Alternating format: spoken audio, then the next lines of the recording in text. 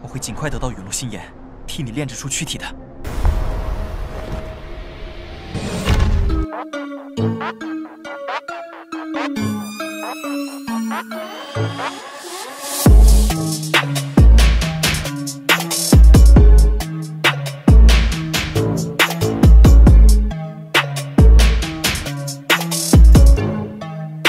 Halo guys, selamat datang kembali dalam pembahasan Battle Through the Heavens versi novel. Dimana udah siap dengan kelanjutan cerita Xiaoyan? Kuilah, nggak usah pakai lama-lama lagi, kita lanjutkan ceritanya. Cerita berkanjut dengan 8 orang yang berdiri di lereng dekat mulut gunung berapi. Tak lama terjadi argumen dari salah seorang yang ada di sana dengan berkata bahwa mereka semua harus berhenti berdebat. Hanya ada 8 tempat, namun ada 9 orang dari mereka yang berhasil lolos. Si pria segera mengatakan bahwa sepertinya mereka harus mengisolasikan satu tempat berdasarkan tingkat kekuatan mereka. Setelah itu si pria pun segera bertanya bagaimanakah pendapat mereka tentang usulan yang dibuatnya. Menanggapi hal itu, orang-orang yang berada di sana pun tidak membuka mulut mereka. Sementara itu menjadi orang yang dimaksud, Nalan Yanran segera mengerutkan alisnya. Ia segera berkata bahwa cukup sulit baginya untuk mencapai tempat ini dengan kekuatannya sendiri. Namun karena Xiaoyan telah membawanya ke sini dengan banyak kesulitan, secara alami ia tidak akan mungkin untuk mengambil inisiatif berhenti di tengah jalan. Hanya Xiaoyanlah yang mampu membuat ia berhenti sementara mereka tidak memiliki kualifikasi. Menanggapi hal itu, si pria pun segera berkata bahwa yang dilakukan oleh Yanran hanyalah meminjam kekuatan orang lain. Si pria lanjut berkata, kemampuan apakah yang dimiliki oleh Yanran? Ia lanjut meledek dengan berkata jangan-jangan Yanran mengandalkan kecantikannya untuk bermain dengan pria tersebut hingga akhirnya si pria pun mau mengajak Yanran. Wajah cantik Yanran seketika menjadi dingin setelah mendengar perkataan kasar dari pria berpakaian putih. Doki kuat pun segera melonjak, namun saat ia akan menyerang, tiba-tiba sebuah tangan halus segera memegang pundak Yanran. Xiaoyan telah berada di samping Yanran, kemudian bertanya sepertinya diskusi kali ini tidak berjalan lancar. Xiaoyan pun segera menoleh ke arah Yanran, kemudian berkata agar Yanran mengizinkan Xiaoyan untuk menyelesaikan permasalahan ini. Xiaoyan pun kembali menoleh ke arah si pria, kemudian bertanya apakah menurutnya lebih baik baginya untuk Yanran mundur. Ekspresi pria berpakaian putih menjadi agak jelek saat ia melihat Xiaoyan muncul. Namun ia tidak bisa mundur di depan banyak tatapan semua orang. Yang ia bisa lakukan hanya menguatkan mental kemudian berkata bahwa si wanita sepertinya tidak akan sampai di sini jika ia mengandalkan kekuatannya sendiri. Oleh karena itu, ia harus meninggalkan tempat ini dengan segera.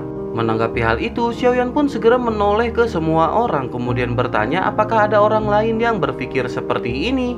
Suasana pun seketika hening hingga akhirnya dipecahkan oleh si pria dengan berkata bahwa hanya ada 8 tempat tetapi ada 9 orang dari mereka di sini. Xiaoyan pun kembali menoleh kemudian mengangguk menandakan ia setuju dan tak lama kilatan segera melonjak di kakinya. Sosok Xiaoyan telah berada tepat di depan si pria, namun si pria pun dengan cepat menghindari serangan Xiaoyan. Sesuatu yang tak terduga segera terjadi di mana Xiaoyan telah berada kembali di hadapan si pria. Dengan segera Xiaoyan melesatkan telapak tangan hingga menghantam dada si pria dan ia pun terpental menghantam batu di belakangnya.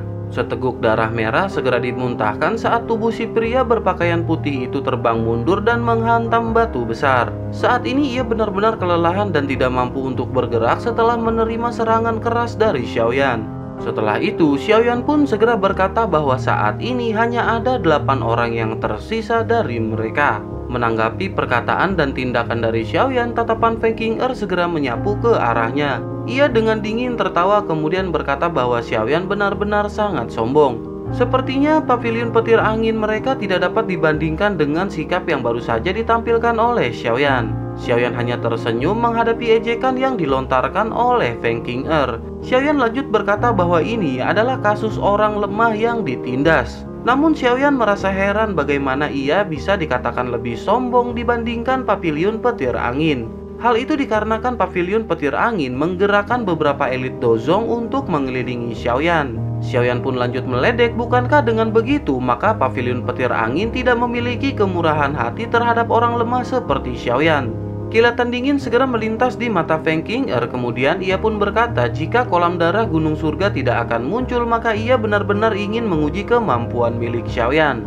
Menanggapi hal itu, Xiaoyan pun segera berkata jika Nona Feng ingin mencobanya maka ia dapat melakukannya kapan saja. Menanggapi hal itu, Feng Qing'er pun hanya terdiam menekan rasa marah yang melonjak dalam hatinya. Sementara itu di sisi lain, Xiaoyan mengabaikan Feng Qing'er setelah melihat bahwa ia menjadi diam. Perlahan Xiaoyan ke sisi Yanran kemudian berseri-seri dan bertanya bagaimanakah keadaan Yanran. Menanggapi hal itu, Yanran seketika terkejut saat melihat wajah Xiaoyan tersenyum. Tiba-tiba ia merasakan ujung hidungnya pun pedas dan perasaan dilindungi oleh seorang pria ini tampaknya berbeda dari perasaan yang Yun Yun berikan kepadanya. Yanran benar-benar merasakan kenyamanan dan keamanan dari sosok seorang pria yang berada di hadapannya. Namun Yanran jelas menyadari bahwa kenikmatan seperti ini tidak akan berlangsung lama. Mungkin hal itu akan menghilang setelah ia meninggalkan gunung mata surga ini. Yanran pun segera bergumam apakah ini yang dianggap sebagai menuai apa yang ia tabur. Tanpa diduga perkataan pelan Yanran tersebut masuk ke telinga Xiaoyan. Langkah kakinya berhenti sejenak sebelum ia berjalan berdampingan dengan Xiaoyan ke puncak lereng. Saat Yanran hendak berbicara, tiba-tiba suara gemuruh yang menggetarkan jiwa tiba-tiba ditransmisikan dari langit. Suara gemuruh yang tiba-tiba muncul juga mengejutkan semua orang yang hadir di sana. Mereka mengangkat kelapanya hanya untuk melihat gelombang energi warna-warni di langit tiba-tiba berhenti menyebar. Sebuah spiral energi besar berwarna-warni segera muncul di mulut gunung berapi. Tak lama energi pun berputar-putar membuat Xiaoyan dan yang lainnya bisa merasakan bahwa energi yang sangat menakutkan telah berkumpul di langit. Kegembiraan pun seketika muncul di mata Xiaoyan dan beberapa orang yang ada di sana. Bersamaan dengan itu ledakan pun segera terjadi dengan cahaya yang menyilaukan. Kecepatan cahaya benar-benar sangat cepat dan dalam sekejap dengan keras mendarat di mulut gunung berapi. Dengan segera gelombang udara yang sangat besar pun menyapu ke segala arah. Tak lama setelah itu terdengar teriakan dari Jinxi yang berkata bahwa sekarang adalah waktu yang terbaik untuk memasuki kolam darah gunung surga.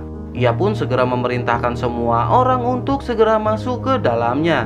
Mendengar perkataan Jinxi, tubuh mereka pun bergerak dan dengan cepat melesat menuju mulut gunung berapi. Menyadari hal tersebut, Xiaoyan pun segera menggenggam pergelangan tangan Yanran dan melesat ke depan kemudian berkata bahwa Yanran harus mengingat agar ia tidak pergi terlalu jauh ke dalam kolam darah gunung surga. Yanran harus cepat menyerap energi setelah ia masuk karena hal ini adalah kesempatan yang benar-benar sulit untuk didapatkan. Yanran pun mengangguk, kemudian Xiaoyan lanjut berkata Yanran tidak perlu menunggu Xiaoyan setelah ia keluar dari kolam darah gunung surga. Hal itu dikarenakan Xiaoyan mungkin membutuhkan waktu yang cukup lama. Setelah setengah menit, akhirnya mereka pun sampai di bibir kolam. Seketika Xiaoyan pun menggelengkan kepala melihat cairan merah kental dengan kekuatan di dalamnya. Xiaoyan pun segera berkata bahwa tempat ini memang layak menjadi tempat misterius yang dapat membantu seseorang untuk menerobos. Xiaoyan pun menghela nafas kemudian menoleh ke arah Yanran dan berkata agar Yanran segera masuk. Meskipun Yanran belum mencapai puncak kelas Do Huang, namun berendam di dalamnya masih akan sangat bermanfaat bagi Yanran. Mendengar hal itu, Yanran pun segera mengangguk kemudian berterima kasih kepada Xiaoyan dan lanjut berkata jika Xiaoyan ingin menemukan gurunya di masa depan maka Xiaoyan dapat berkunjung ke Sekte Bunga. Setelah itu, Nalan Yanran pun tidak menunggu Xiaoyan untuk menanyainya lebih lanjut dan segera turun ke kolam darah. Sementara itu di sisi lain Xiaoyan pun bertanya-tanya setelah mendengar nama Sekte Bunga yang merupakan salah satu yang disebut dari dua sekte. Xiaoyan pun terkejut saat melihat Yanran yang telah menghilang, namun ia tidak punya banyak waktu untuk merenungkan bagaimana Yun Yun berhasil berinteraksi dengan faksi seperti itu. Xiaoyan pun segera melompat ke depan dan mendarat di kolam darah dengan suara yang sangat keras. Hal pertama yang Xiaoyan rasakan setelah masuk ke dalam Blood Pool adalah energi murni dengan kepadatan yang luar biasa. Doki hijau giok pun berlama-lama di sekitar tubuhnya dan benar-benar mengisolasi cairan berwarna darah di sekitarnya. Xiaoyan tidak buru-buru menyerap energi di tempat ini, melainkan terus masuk ke dasar kolam. Cairan merah di Blood Pool pun cukup kental membuat pandangan Xiaoyan pun memiliki jarak yang begitu pendek. Terlebih lagi, hal yang menyebabkan Xiaoyan tercengang adalah kekuatan spiritualnya mengalami kesulitan untuk menembus cairan berwarna merah darah tersebut. Perasaan ini seperti kabut labirin aneh yang dirasakan Xiaoyan sebelumnya. Karena penglihatan Xiaoyan terhalang, akhirnya ia pun berhenti kemudian melambaikan tangan dan tulang emas gelap segera muncul dari dalam cincin penyimpanannya. Xiaoyan memegangnya dengan erat kemudian lanjut menembus cairan berwarna merah gelap dan berenang ke bawah. Semakin jauh Xiaoyan dari permukaan kolam darah, energi yang terkandung dalam cairan berwarna merah juga menjadi lebih padat dan lebih murni. Namun Xiaoyan jelas mengerti bahwa energi berwarna merah ini terkontaminasi dengan racun api yang sangat kaya. Setelah penelusuran berlangsung selama sekitar 10 menit, tengkorak emas gelap di tangan Xiaoyan akhirnya menjadi panas dan cahaya merembes keluar dari benda tersebut. Kecepatan renang Xiaoyan pun berangsur-angsur melambat sebelum akhirnya Xiaoyan pun berhenti. Ruang di tempat tersebut samar-samar mengandung perasaan yang terdistorsi. Xiaoyan pun samar-samar dapat merasakan seperti adanya penghalang tak terlihat di sana. Xiaoyan pun bergumam, apakah ini yang disebut dengan penghalang spasial? Xiaoyan pun segera perlahan mengangkat tengkorak berwarna emas gelap di tangannya. Setelah itu ia dengan lembut meletakkannya di penghalang spasial yang tak terlihat. Dengan segera tengkorak itu pun memancarkan cahaya yang kuat dengan riak melingkar naik dari penghalang spasial. Tak lama, sebuah terowongan yang hanya bisa menampung satu orang pun muncul di hadapan Xiaoyan. Keseriusan pun segera muncul di wajah Xiaoyan hingga akhirnya ia pun segera melesat menuju terowongan tersebut. Setelah memasuki terowongan, tubuh Xiaoyan pun segera tenggelam lebih dari belasan meter sebelum akhirnya ia menstabilkan diri. Xiaoyan pun seketika menyadari bahwa kekentalan energi merah darah di tempat ini telah mencapai tingkat yang menakutkan. Bahkan ketika ia menggerakkan lengannya, ia merasakan perlawanan yang 10 kali lebih kuat dari yang ada di atasnya. Selain itu, semacam cahaya gelap keabu-abuan bercampur dengan cairan kental berwarna darah ini. Cahaya itu memancarkan bau amis yang samar-samar dan setiap kali cahaya tersebut mendarat di api giok hijau di sekitar tubuh Xiaoyan, mereka akan segera meledak. Xiaoyan pun bertanya-tanya apakah ini yang disebut dengan racun api gunung surga. Kekuatan korosifnya benar-benar menakutkan. Tidak heran bahkan seorang ahli seperti Jinshi tidak berani tinggal lama di tempat ini. Saat ini Xiaoyan benar-benar beruntung karena memiliki Glass Lotus Heart Flame yang mampu mengisolasi dirinya dari racun api korosif. Tak lama setelah itu, Xiaoyan pun segera masuk ke dalam mode latihan dengan mata yang terpejam. Seketika kekuatan hisap yang ganas perlahan melonjak keluar dari tubuh Xiaoyan. Cairan berwarna merah darah yang tenang akhirnya bergerak dan tanpa henti-hentinya memasuki tubuh Xiaoyan. Cairan berwarna darah ini dianggap sebagai tonik yang hebat hanya setelah menghilangkan racun api. Beruntung dengan adanya Glass Lotus Heart Flame, maka racun api akan terpisah secara otomatis dari cairan berwarna merah darah. Xiaoyan seketika terkejut setelah merasakan gelombang energi cairan merah pertama yang masuk ke dalam tubuhnya. Ia dapat merasakan jumlah energi yang begitu besar ini sebanding dengan upaya 3 hingga 5 hari yang diberikan pada hari biasanya. Singkatnya, Xiaoyan dapat menghasilkan energi yang 5 kali lebih kuat dari proses latihan ia biasanya. Singkat cerita, 10 hari telah berlalu dengan Xiaoyan yang tiba-tiba merasakan sesuatu hingga akhirnya ia membuka matanya. Xiaoyan menyadari ada sesuatu yang terjadi saat ia dalam pelatihan kali ini. Xiaoyan terkejut setelah merasakan bahwa avatar spiritual tubuh ilusi 3000 petir juga menyerap energi berwarna darah. Mungkin hal itu disebabkan karena adanya penekanan, namun avatar tidak berhasil menyerap banyak energi. Oleh karena itu, barulah saat ini Xiaoyan merasakan tiba-tiba avatar Xiaoyan telah berubah menjadi kuat. Xiaoyan pun bertanya-tanya apakah energi di tempat ini benar-benar dapat memperkuat jiwa. Xiaoyan pun ragu-ragu sejenak sebelum akhirnya Xiaoyan menjentikan jarinya dan sebuah cahaya tak berbentuk bergegas di antara alisnya kemudian membentuk satu sosok dan mendarat di samping Xiaoyan. Sesaat setelah avatar baru saja muncul, ia pun segera menyerap energi yang ada seperti apa yang dilakukan oleh Xiaoyan. Xiaoyan pun bergumam, beruntung Fallen Heart Flame dapat melindungi avatar dan jika tidak, maka saat avatar ini muncul maka ia akan terkikis oleh racun api sampai tersebar. Xiaoyan pun seketika menduga menurut kecepatan dan penyempurnaan dari Fallen Heart Flame, sepertinya avatar akan segera mencapai tahap menengah. Xiaoyan memperkirakan dalam waktu kurang dari setengah tahun maka ia akan dapat melatih tubuh ilusi 3000 petirnya ke tahap menengah. Jika berita ini menyebar ke telinga di dalam Winlighting Pavilion, kemungkinan orang-orang yang mempraktikkan teknik Do seperti ini akan memuntahkan darah di tempat. Terutama hal ini akan terjadi pada Fei Tian yang telah menghabiskan hampir 5 tahun untuk melatih avatarnya ke tahap menengah. Xiaoyan benar-benar dipenuhi kegembiraan setelah menyadari hal tersebut terjadi kepada dirinya. Tak lama setelah itu, Xiaoyan pun kembali masuk ke dalam mode latihan dan melanjutkan proses yang tersisa. Sementara itu, di sisi lain di luar kolam, dua sosok pria tua telah berdiri menghadap ke arah kolam. Jinxi merajut alisnya kemudian berkata bahwa ini sudah berlangsung selama 2,5 bulan. Jingu di sampingnya seketika tertawa terbahak-bahak kemudian bertanya mungkinkah terjadi sesuatu kepada Xiaoyan. Racun api gunung surga di bawah ini terlalu padat. Bahkan Jingu tidak berani melangkah terlalu dalam menuju ke dasar kolam. Menanggapi hal itu, Jinxi segera berkata seharusnya tidak demikian. Meskipun racun api gunung surga sangat ganas, namun hal itu tidak akan menimbulkan banyak ancaman bagi api surgawi. Saat ini, untuk beberapa alasan yang tidak diketahui, Jinxi merasakan beberapa ketidakpercayaan. Xiaoyan sudah memasuki Heaven Mountain Blood Pool selama 2,5 bulan. Periode waktu ini memang agak terlalu lama dengan racun api di dasar Blood Pool yang sangat padat. Menyadari hal itu, bahkan Jinxi sekalipun tidak berani tinggal untuk waktu yang terlalu lama. Ia bergumam meskipun Xiaoyan memiliki api surgawi, namun kekuatannya pada dasarnya hanya berada di bintang 9 Do Huang. Jingu menghela nafas tak berdaya saat ia melihat penampilan dari Jinxi. Selama 2,5 bulan ini, gelombang energi pegunungan mata surga berangsur-angsur menjadi tenang. Feng Qing'er dan yang lainnya tetap berada di kolam darah selama 5 hari sebelum akhirnya meninggalkan kolam. Sementara itu, Yanran di sisi lain hanya tinggal di Blood Pool selama 3 hari. Hal ini dikarenakan energi di dalam tubuhnya sudah mencapai tingkat kejenuhan dan ia tidak punya pilihan lagi selain pergi. Setelah kepergiannya, ia menunggu Xiaoyan di Heaven Eye Mountain Range selama hampir 2 bulan sebelum akhirnya ia pun pergi.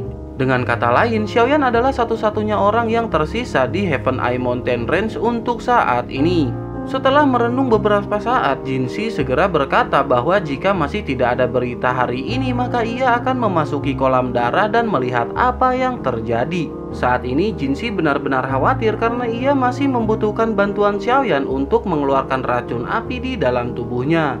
Oleh karena itu, meskipun ia tahu bahwa ia tidak bisa masuk begitu saja ke dasar kolam darah, ia tidak punya pilihan lain selain pergi untuk melihat keadaan Xiaoyan. Jingu pun mengangguk setelah mendengar perkataan dari Jinxi karena memang mereka tidak memiliki pilihan lain. Namun tiba-tiba suara ledakan pun seketika terjadi membuat keduanya pun terkejut. Gelombang energi segera melonjak dari dalam kolam membuat mereka bertanya-tanya apa yang telah terjadi. Jingu pun segera berkata bagaimana Xiaoyan bisa mengaduk energi alam sampai bergetar karena kekuatan Do Huang yang dimilikinya. Dia pun tiba-tiba teringat sesuatu dan ekspresinya seketika menjadi semakin terkejut kemudian berkata apakah orang ini mungkin telah melakukan terobosan ke kelas Dozong. Menanggapi hal itu, Jinxi pun menganggukkan kepalanya kemudian berkata bahwa tidak heran Xiaoyan tinggal begitu lama di dasar kolam darah. Ia sebenarnya berpikir untuk menerobos ke tingkat Dozong sekaligus. Tampaknya orang ini benar-benar telah melakukan sesuatu hal yang gila dengan berhasil melakukannya. Meskipun kolam darah gunung surga memiliki beberapa efek untuk membantu seseorang menerobos, namun hal ini juga pertama kalinya ia melihat seseorang menerobos dengan bantuan kolam darah hingga ke tingkat Dozong. Jinxi pun menggelengkan kepalanya kemudian berkata bahwa jika berita ini menyebar, kemungkinan daya tarik kolam darah gunung surga akan semakin melambung. Tak lama setelah perkataan yang terakhir, tiba-tiba aura kuat segera melonjak membuat ekspresi Jinxi dan Jingu sedikit berubah. Ia bertanya-tanya sepertinya aura ini bukan level seorang yang baru saja naik ke kelas Dozong. Menanggapi hal itu, Jinxi segera mengangguk kemudian berkata bahwa aura ini saja tidak kalah dengan bintang 1 di tingkat Dozong. Tak lama setelah itu, ledakan pun segera terjadi bersamaan dengan satu sosok yang segera melonjak keluar. Sosok Xiaoyan muncul di langit dengan tubuh yang berdiri tegak dan kaki yang menginjak udara kosong. Tubuh Xiaoyan tidak bergerak, namun aura agungnya cukup untuk membuat area ini bergetar. Melihat Xiaoyan yang terdiam dengan mata tertutup, Jingu pun bertanya-tanya apa yang salah dengan Xiaoyan. Menanggapi hal itu, Jinxi segera berkata sepertinya Xiaoyan telah memasuki kondisi yang unik. Jingu pun seketika terkejut setelah mendengar perkataan dari Jinxi. Ia lanjut berkata bahwa saat ini sepertinya hal terbaik bagi mereka adalah menunggu Xiaoyan untuk segera pulih. Sementara itu di sisi lain, Xiaoyan merasakan segel api di alisnya memancarkan cahaya api yang tak biasa. Xiaoyan tidak mengetahui apa yang telah terjadi pada dirinya, namun ia dapat merasakan bahwa kekuatan spiritual di dalam tubuhnya saat ini menjadi lebih sensitif jika dibandingkan dengan di masa lalu. Pada saat yang bersamaan, Xiaoyan juga dapat merasakan kekuatan spiritual dari segel api yang berada di antara alisnya. Segel api ini adalah sesuatu yang ditinggalkan oleh Yao Lao ketika ia ditangkap. Xiaoyan pun seketika teringat bahwa ia pernah mengalami hal tersebut ketika ia menerobos ke kelas Do Huang saat itu. Akhirnya dengan pengalamannya yang terakhir kali, Xiaoyan mengerti apa yang terjadi ketika ia sekali lagi merasakan perubahan dari segel api. Kekuatan spiritual di dalam tubuh Xiaoyan pun seketika berkumpul bersama sebelum akhirnya memasuki bagian dalam dari segel api. Terowongan hitam gelap yang aneh segera muncul dan tanpa ragu-ragu kekuatan spiritual Xiaoyan mengalir ke dalamnya seperti sambaran petir. Akhirnya kekuatan spiritual Xiaoyan pun berhasil keluar dari terowongan dan sampai di sebuah aula gelap besar yang sama seperti waktu itu. Xiaoyan pun terus berjalan menyusuri aula hingga matanya tiba-tiba beralih ke arah tertentu. Sebuah cahaya menampilkan sosok tubuh spiritual dengan mata yang tertutup rapat. Kejutan seketika melintas di mata Xiaoyan setelah merasakan energi samar yang ada di dalam segel api, dan seketika Xiaoyan menyadari bahwa sosok tubuh spiritual tersebut adalah gurunya. Kekuatan spiritual Xiaoyan segera melayang ke arah Yao Lao dan ia dapat merasakan kekuatan hidup yang ada di dalam tubuh Yao Lao. Meskipun lemah, untungnya tidak ada yang terlalu serius terjadi kepadanya. Tak lama setelah itu di sisi lain, Yao Lao yang sedang tertidur merasakan adanya sesuatu. Kelopak matanya seketika berkedut hingga akhirnya ia pun membuka matanya dan mengalami keterkejutan. Tatapannya segera mengarah ke arah Xiaoyan hingga akhirnya tanpa sadar tubuh Yao Lao pun bergetar. Melihat Yao Lao yang bertingkah seperti itu, Xiaoyan akhirnya tidak tahan lagi. Kekuatan spiritualnya terdistorsi saat ia berubah menjadi sosok ilusi yang berlutut ke arah Yao Lao. Setelah itu Xiaoyan pun bersujud kepada Yao Lao, kemudian dengan penuh kesedihan ia pun meminta maaf karena ia tidak berbakti kepada gurunya. Menanggapi hal itu, Yao Lao pun segera memperhatikan pemuda yang ada di hadapannya dan seketika matanya menjadi lembab. Ia segera berkata bahwa Xiaoyan telah melakukan semuanya dengan cukup baik. Mampu merekrut Xiaoyan sebagai muridnya adalah hal terbaik yang pernah dilakukan oleh Yao Lao. Meskipun Yao Lao saat ini dipenjara dan kekuatannya melemah, namun ia masih dapat merasakan bahwa Xiaoyan saat ini hanyalah seutas kekuatan spiritual. Namun Yao Lao samar-samar dapat merasakan ada kekuatan besar yang tersembunyi di dalamnya. Karena Xiaoyan dapat mengandalkan seutas kekuatan spiritual untuk berubah menjadi seseorang, Yao Lao secara alami dapat menebak bahwa Xiaoyan telah berhasil menuju ke tingkat Douzong. Sementara itu di sisi lain, mata Xiaoyan segera memerah dan berbisik bahwa guru harus yakin karena Xiaoyan akan datang dan menyelamatkannya sesegera mungkin. Sesaat setelah kata-kata Xiaoyan baru saja keluar, tiba-tiba terdengar sebuah suara yang berkata bahwa Xiaoyan mungkin memiliki kualifikasi. Tekanan besar tiba-tiba keluar bersamaan dengan suara yang muncul, namun ekspresi Xiaoyan tidak berubah. Ia segera berdiri kemudian berbalik dan melihat ruangan yang berfluktuasi di belakangnya dengan mata gelap. Seorang pria tua segera muncul dengan cara yang aneh di hadapan Xiaoyan. Ia segera mengerutkan keningnya dan menyadari bahwa kekuatan spiritual ini memiliki perasaan yang sedikit akrab. Setelah agak lama berpikir, ia pun seketika tersadar dan berkata bahwa sepertinya kekuatan spiritual ini adalah kekuatan spiritual yang pernah datang sebelumnya. Menanggapi hal itu, Xiaoyan hanya menatap pria tua tersebut tanpa menjawab. Pria tua pun lanjut berkata, sungguh tidak terduga bahwa orang yang bahkan tidak dapat menerima fluktuasi spiritual pada saat itu telah kembali ke tempat ini. Sepertinya saat ini Xiaoyan menjadi jauh lebih kuat daripada ia saat itu. Si pria pun samar-samar tersenyum kemudian mengangkat tangannya dan mengarahkannya ke arah Xiaoyan kemudian berkata, namun hal ini jauh dari kata cukup. Menanggapi perkataan tersebut, Xiaoyan pun yang benar-benar marah segera berkata bahwa lain kali ia datang ke sini maka ia akan membuat Hall of Soul membayar semua penderitaan yang dialami oleh gurunya. Si pria pun segera mengepalkan tangannya kemudian berkata semoga Xiaoyan dapat melakukan hal tersebut. Seketika ruang di sekitar Xiaoyan pun pecah dan kekuatan spiritual Xiaoyan dihilangkan oleh serangan menakutkan dari si pria. Setelah hilangnya kekuatan spiritual Xiaoyan, ekspresi senang pun segera muncul di wajah Yao Lao. Ia benar-benar merasa bangga karena Xiaoyan bisa tetap tidak takut dan tenang menghadapi seorang elit di tingkat Douzun. Dari kelihatannya, ia benar-benar telah tumbuh cukup banyak selama bertahun-tahun ini. Yao Lao dapat samar-samar merasakan bahwa saat berikutnya Xiaoyan akan muncul, ia tidak akan muncul sebagai kekuatan spiritual melainkan tubuh aslinya. Sementara itu di sisi lain, untuk beberapa alasan yang tidak diketahui, hati si pria tua merasakan sedikit kegelisahan melihat ekspresi yang ditampilkan oleh Yao Lao. Saat ini ia merasakan meskipun Xiaoyan tidak terlalu kuat, itu masih menyebabkan dirinya merasakan hawa dingin yang meresap jauh ke dalam tulang-tulangnya. Kembali ke Xiaoyan yang berada di puncak Heaven Eye Mountain dengan tubuh yang bergetar sebelum akhirnya membuka matanya. Niat membunuh segera melonjak di dalam mata hitam pekat Xiaoyan hingga akhirnya ia bergumam agar Yao Lao menunggu kedatangan Xiaoyan. Tak lama setelah itu, ia pun menghirup udara dalam-dalam menekan niat membunuh yang berputar di dalam hatinya. Xiaoyan pun lanjut berkata dalam hatinya bahwa setelah ia menyelesaikan permasalahan di sini, ia akan menuju ke pavilion petir angin. Ia harus bertemu dengan Feng Zunzi bagaimanapun caranya. Xiaoyan harus mendapatkan bantuannya untuk menyelamatkan Yao Lao sesegera mungkin. Setelah itu Xiaoyan pun menghela nafas kemudian menyadari kekuatan yang berada di dalam tubuhnya.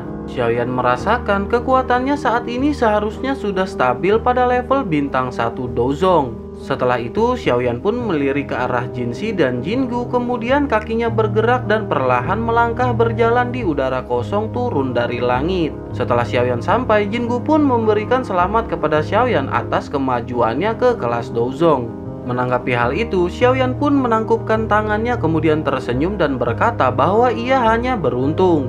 Jika tetua Jinxi tidak memberikan Xiaoyan tempat pelatihan, kemungkinan Xiaoyan akan kesulitan untuk menerobos. Menanggapi hal itu, Jinxi pun tersenyum kemudian berkata bahwa mereka hanya memberikan tempat dan tidak layak menerima ucapan terima kasih. Xiaoyan telah melampaui harapan Jinxi karena tetap berada di Blood Pool selama lebih dari 2 bulan.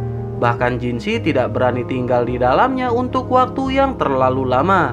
Xiaoyan seketika terkejut setelah menyadari bahwa ia telah berlatih selama lebih dari 2 bulan. Tatapannya pun segera menyapu sekeliling tetapi ia tidak melihat Nalan Yanran dan yang lainnya. Jingu pun segera berkata bahwa Feng Qin'er dan yang lainnya sudah lama pergi. Saat ini Xiaoyan adalah satu-satunya orang yang tersisa di Heaven Eye Mountain. Jingu lanjut menjelaskan bahwa teman Xiaoyan telah tinggal di sini beberapa waktu sebelum akhirnya ia pun pergi. Menanggapi hal itu, Xiaoyan pun sedikit terkejut kemudian bertanya apakah Yanran benar-benar telah pergi. Menanggapi pertanyaan dari Xiaoyan, Jingu pun hanya mengangguk mengiyakan. Xiaoyan pun menghela nafas dan menggelengkan kepalanya, kemudian ia pun berpikir bahwa ia cukup beruntung telah mengetahui keberadaan Yun Yun. Ketika Xiaoyan memiliki waktu, maka ia akan pergi ke Sekte Bunga untuk melihat bagaimana keadaan dari Yun Yun. Tak lama setelah itu, Jinxi yang ragu-ragu pun segera bertanya karena Xiaoyan telah berhasil menembus dari tingkat Dohuang ke tingkat Dozong, maka ia ingin tahu bagaimana tentang persoalan selanjutnya. Menanggapi hal itu, Xiaoyan secara alami menyadari apa yang dikatakan oleh Jinxi. Xiaoyan pun tersenyum kemudian berkata bahwa tetua Jinxi tidak perlu khawatir dan yakin karena Xiaoyan bukanlah seseorang yang tidak dapat bekerja sama. Oleh karena itu, tetua Jinxi dapat menyerahkan persoalan racun api gunung surga di tubuhnya kepada Xiaoyan. Jinxi dan Jingu menghela nafas lega ketika mendengar perkataan dari Xiaoyan. Jinxi dapat dianggap sebagai orang paling kuat di suku tikus menelan emas. Suku mereka mampu menduduki gunung mata surga ini karena kekuatan dari mereka berdua. Jika Jinsi akhirnya mati karena racun api, itu pasti akan menjadi kerugian besar bagi suku tikus menelan emas. Tak lama setelah itu, Xiaoyan pun mengeluarkan selembar kertas putih dari cincin penyimpanannya. Ia segera berkata bahwa ini adalah beberapa bahan obat yang dibutuhkan untuk mengeluarkan racun api gunung surga. Xiaoyan belum dapat mempersiapkan benda tersebut, oleh karena itu ia khawatir harus merepotkan mereka berdua. Jingu pun buru-buru mengambil kertas putih yang ada di tangan Xiaoyan, kemudian tertawa dan berkata bahwa hal itu tidak akan menjadi permasalahan. Pegunungan mata surga ini dipenuhi dengan bahan obat. Suku tikus menelan emas mereka juga memiliki persediaan yang kaya setelah bertahun-tahun. Meskipun ramuan obat ini langka, kemungkinan bahan-bahan ini akan mencapai tangan Xiaoyan pada saat sore hari. Jingu pun dengan cepat meninggalkan pavilion batu setelah menerima kertas putih dari Xiaoyan.